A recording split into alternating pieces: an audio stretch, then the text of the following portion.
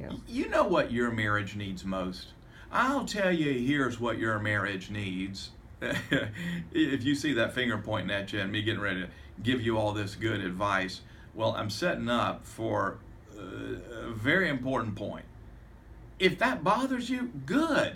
In fact, part of the reason I ever got on the radio 10 years ago was one day I was driving along listening to Christian radio, and it was a well-meaning preacher, a famous preacher, and there are many good things about him, but he was speaking from Ephesians about husbands, love your wives the way Christ loved the church. And he was going on and on about how much better we husbands need to be. And you ought to love your wife more, and you ought to serve her more, and you ought to honor her more, and you ought to be more patient, and you ought to be, and he was giving all these things we should do. And nothing that he said was wrong, but I got more and more upset the more I listened. I thought I was just going to scream out.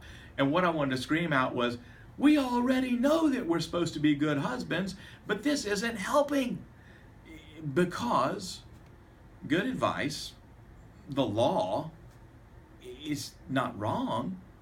It can be helpful in the sense of it tells you what you ought to be doing, but it doesn't empower you to do it. What your marriage needs most is not more good advice, as helpful as it can be. What I believe you need is more good news. It's the same for our lives in general. We are changed by the power of God's grace. And when you receive the gospel, when you receive good news, it begins to change something on the inside of you, strengthen, bring hope, and conform you more and more to the image of Christ. So what if, for your marriage, instead of just trying to get a little bit more energy, a little bit more willpower to try harder to do all the things that good husbands and good wives do, wonder if instead you were just to dwell upon the gospel.